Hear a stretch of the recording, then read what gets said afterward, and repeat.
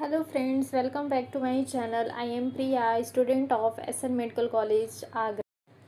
तो आज हम बात करेंगे कि मुझे गवर्नमेंट कॉलेज कैसे मिला, मेरी जर्नी क्या रही, मेरी स्ट्रेटजी क्या रही, मैं कितने आवर्स पढ़ती थी।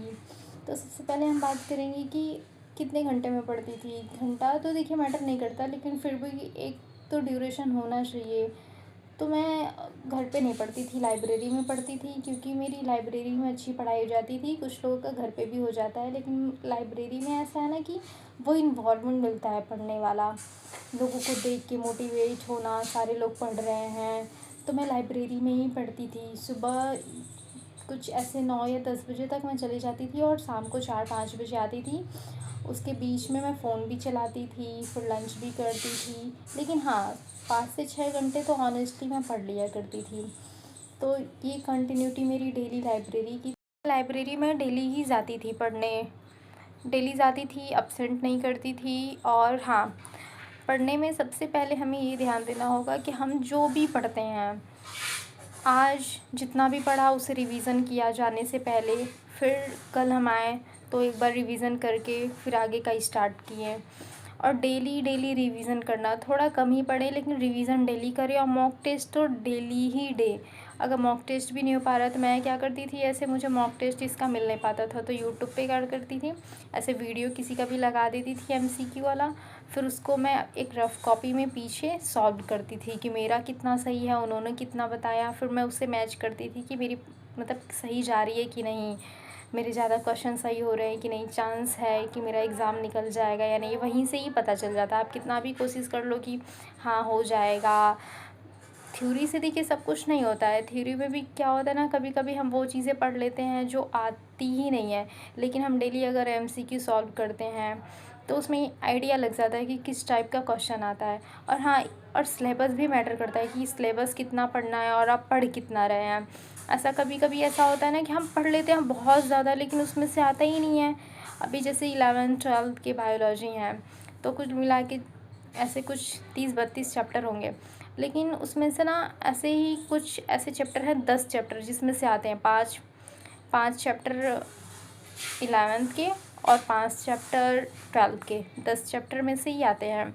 तो हम क्यों ना 30-32 चैप्टर पढ़ने से अच्छा है कि 10 चैप्टर को ही बार बार पढ़ ले।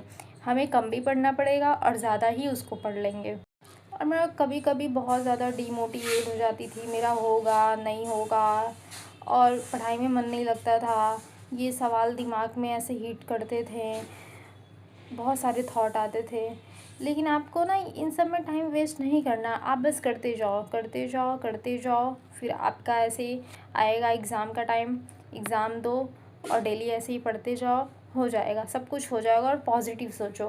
कुछ लोग ना नेगेटिव होते हैं जो आपको नेगेटिव, आपसे नेगेटिव बातें करेंगे, ये वो ऐसा वैसा, किसी की बातों पे ध्यान नहीं देना है। और मैं जब जाती थी तो ऐसा होता था, डेली जाती है पढ़ने, क्या कर लेगी, कितना ही कर लेगी। लेकिन हाँ, जब आपका एक बार हो जाता है, वही लोग आते हैं, वही लोग आके पूछेंगे कि कहाँ का कॉलेज मिला, अच्छा किया, तुमने बहुत अच्छा किया, तुमसे हो गया, मुझे तो पूरा उम्मीद था तो कि तुमसे हो जाएगा। लेकिन जब नहीं हुआ होगा, उसके पहले वो ऐसे टॉन्ट मारेंगे कि अरे क्या ही जाती है, क्या ही कर पाएगी, कुछ नहीं कर पाएगी। लेकिन जब आपका एक बार हो जाएगा और आप घर से बाहर निकल जाएंगे ना, तो लोग बोलेंगे कि हाँ इसने किया। और मेरे नंबर भी बहुत अच्छे आए थे एग्ज़ाम में। मुझे इतना याद है कि 100 का क्वेश्चन था, 100 नंबर का, और उसमें से मेरे 86 क्वेश्चन सही थे, 86 नंबर आए थे। वो भी मेरे 14 क्वेश्चन गलत हुए थे। मुझे पता है कहाँ पे गलत हो गए, कुछ कन्फ्यूज़न में गलत हो गए थे और कुछ जल्दीबाजी में गलत हो गए थे। लेकिन जो भी था अच्छा था। आप करते जाओ, आपका भी हो जाएगा। Be positive, do positive. अगर आपको ये वीडियो इन्फॉर्मेटिव लगी हो तो मेरे चैनल को सब्सक्राइब करें और ज़्यादा से ज़्यादा शेयर करें और मुझे सपोर्ट करें। और आगे किस टॉपिक पे मैं वीडियो बनाऊँ उसके लिए आप मुझे ज़्यादा से ज़्यादा कमेंट करें, तो अगला टॉपिक मेरा उस पे रहेगा, उस पे मैं वीडियो बनाऊँगी। और जितना भी मुझसे हेल्प हो सकेगा मैं उतना ही हेल्प आपकी करूँगी।